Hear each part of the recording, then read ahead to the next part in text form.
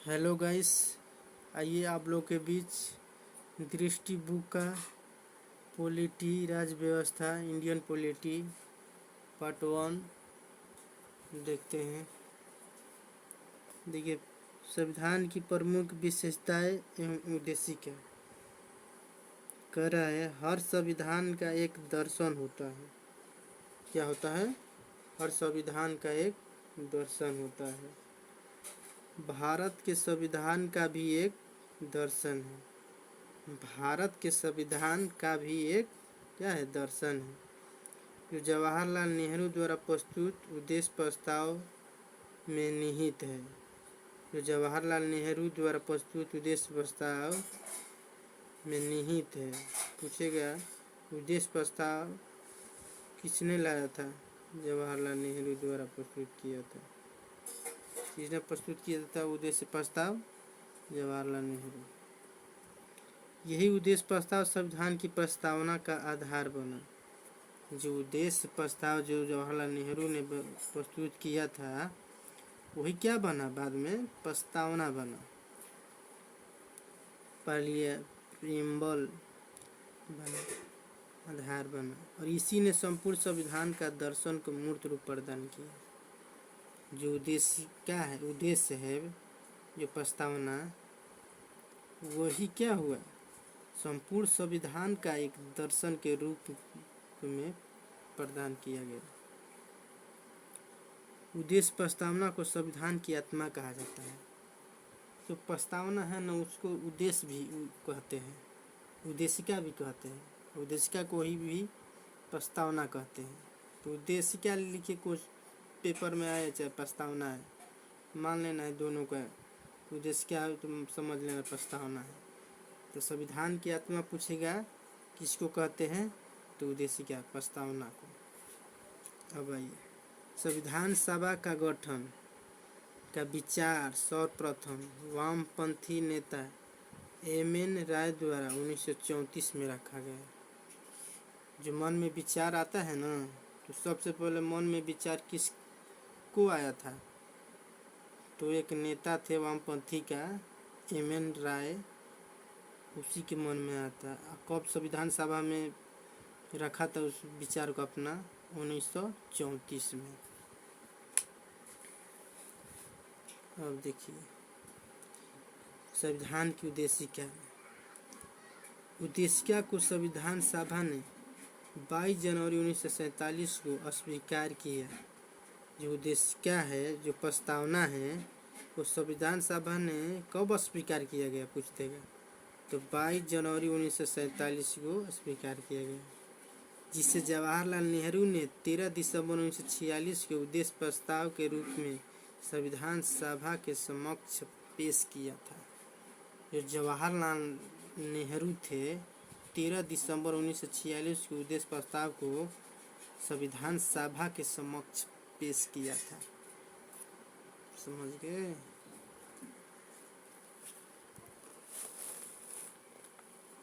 देखो, प्रस्तावना, उद्देशिका। जो नेता होते हैं ना, शपथ लेते हैं, जो जीतते हैं वोट में, शपथ के दौरान बोलते हैं यही बात। प्रस्तावना का उद्देश्य क्या? हम भारत के लोग भारत को एक संपूर्ण प्रभुत्व संपन्न समाजवादी पंथनिरपेक्ष लोकतंत्रात्मक गणराज्य बनाने के लिए तथा उसके समस्त नागरिकों को सामाजिक, आर्थिक और राजनीतिक न्याय, विचार, अभिव्यक्ति, विश्वास, धर्म और उपासना की स्वतंत्रता, प्रतिष्ठा, अवसर की समता प्राप्त कराने के लिए तथा उनमें सब में व्यक्ति की गरिमा और राष्ट्र की एकता, अखंडता सुनिश्चित करने वाला बंधुता बढ़ाने के लिए दृढ़ संकल्प होकर अपनी इस संविधान सभा में आज तारीख 26 नवंबर 1950 ईस्वी को मिति मार्गशीर्ष शुक्ल सप्तमी संवत 2006 विक्रमी को एतद द्वारा इस संविधान को अंग्रेज के अधिनियमित और आत्मर्पित करते हैं, बोलते हैं लोग।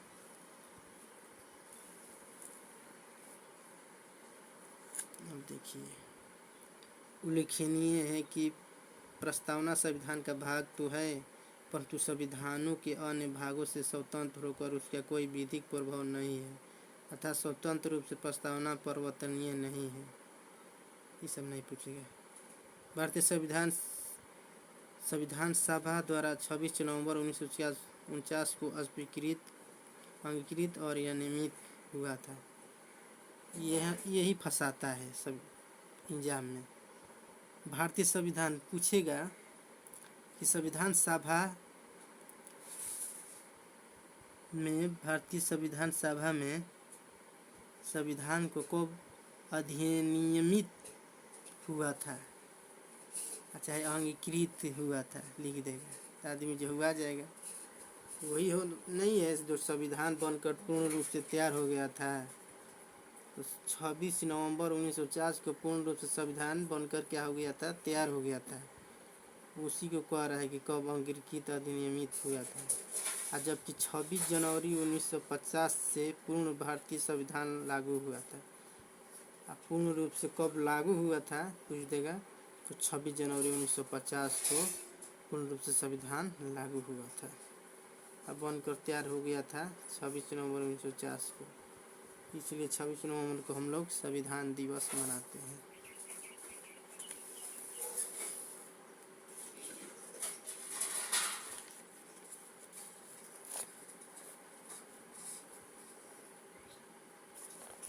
देखिए आगे,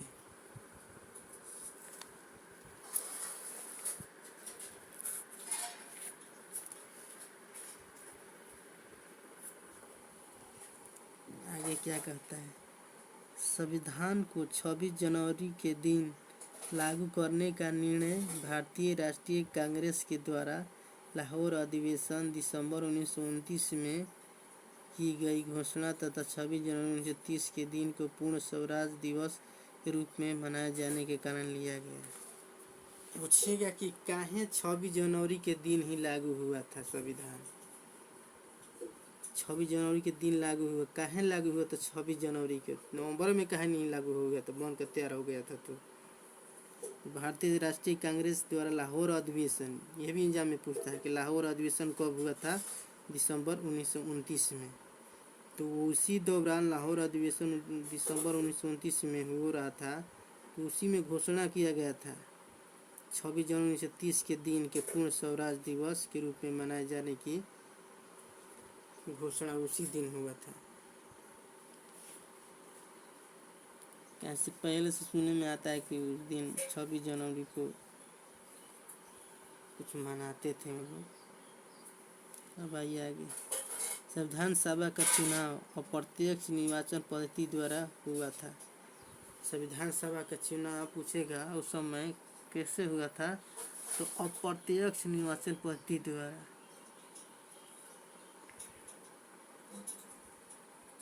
जो अपने में नहीं, सब 100-150-200 लोग रहते हैं, नेता सब अपने में एक नेता वरिष्ठ चुन लेते हैं जो सबसे सबको कंट्रोल करे, उसी को अप्रत्यक्ष निर्वाचन पद्धति द्वारा कहते हैं। जिसमें सामान्यतः प्रत्येक 10 लाख की जनसंख्या पर एक प्रतिनिधि चुना गया। 10 लाख की जनसंख्या पर एक प्रतिनिधि चुना गया।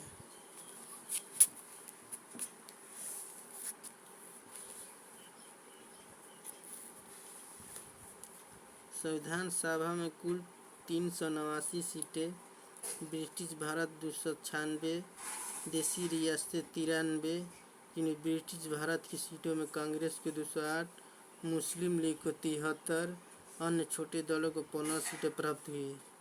संविधान सभा में कुल 15 महिलाएं भी थी। यह भी पूछता है कि संविधान सभा में कुल महिलाएं कितनी थी, 15 को महिलाएं थी। पूछेगा कि मुस्लिम लीग की कितना सीट मिला था, 73 को, कांग्रेस को कितना सीट मिला था, 208 को, ब्रिटिश भारत को 296 को, देसी रियासत के 93 को, कुल 389 को सीट रहे था।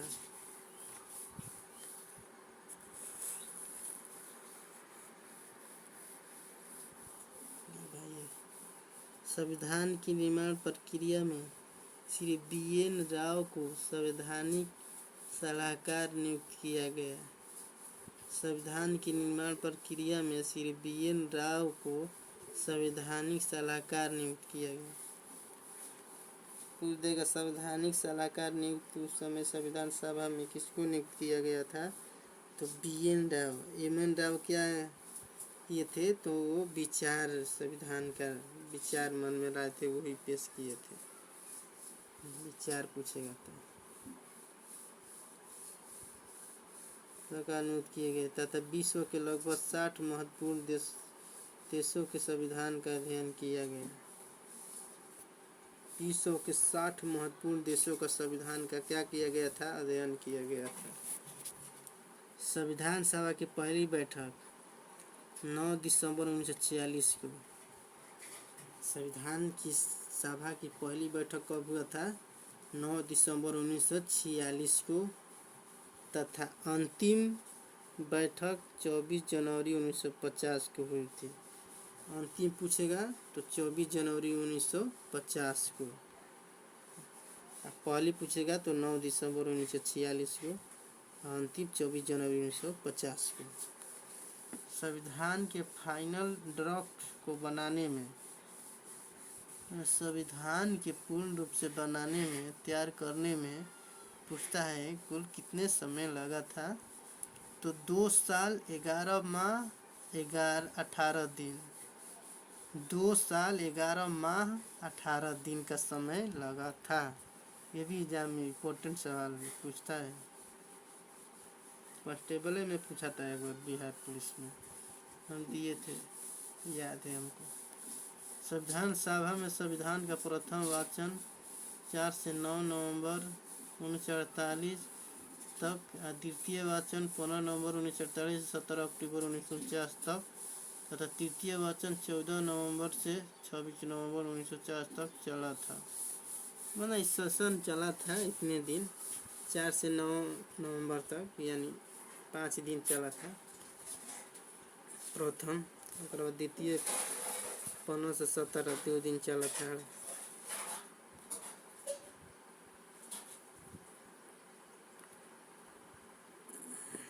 नहीं, 1 साल चला था। ये 48 में है, 49 में है, हर साल भर के लपेट में चला था। तीसरा 14 नवंबर से 26 नवंबर, ये चला था 12 दिन। संविधान सभा का प्रतीक मुहर पूछता है। संविधान सभा की प्रतीक मुहर क्या थी? तो हाथी थी। मुहर क्या था? हाथी था। संविधान सभा प्रतीक मुहर हाथी था। SN मुखर्जी को संविधान सभा का मुख्य प्रारूप नियुक्त किया। SN मुखर्जी को संविधान सभा का मुख्य प्रारूपकार नियुक्त किया गया। संविधान सभा के 7वें अधिवेशन में महात्मा गांधी को श्रद्धांजलि अर्पित की गई। संविधान सभा के 7वें अधिवेशन में महात्मा गांधी को श्रद्धांजलि अर्पित की गई। संविधान सभा के 7वें अधिवेशन में महात्मा गांधी की श्रद्धांजलि अर्पित की गई। भारतीय संविधान की मूल प्रतियों को हीलियम में रखकर सुरक्षित रखा गया है।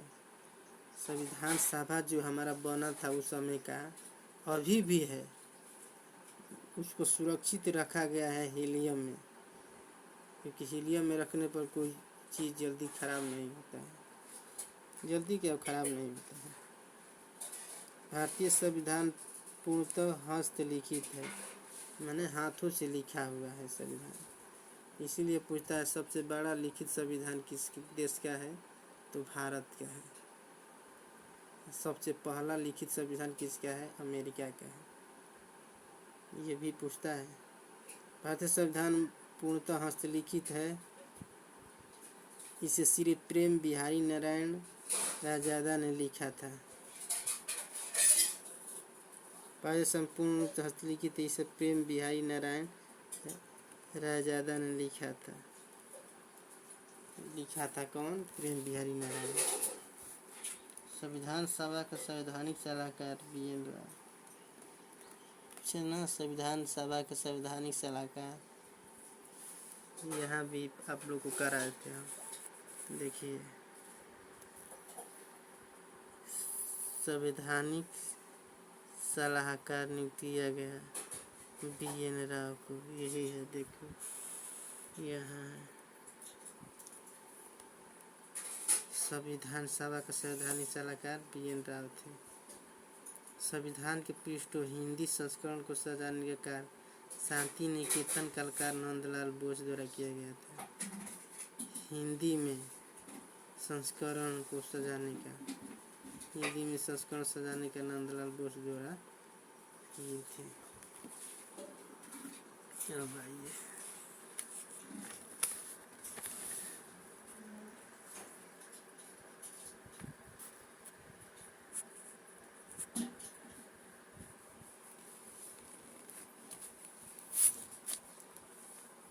संविधान में कुल 395 अनुच्छेद 22 भाग 12 अनुसूचियाँ है।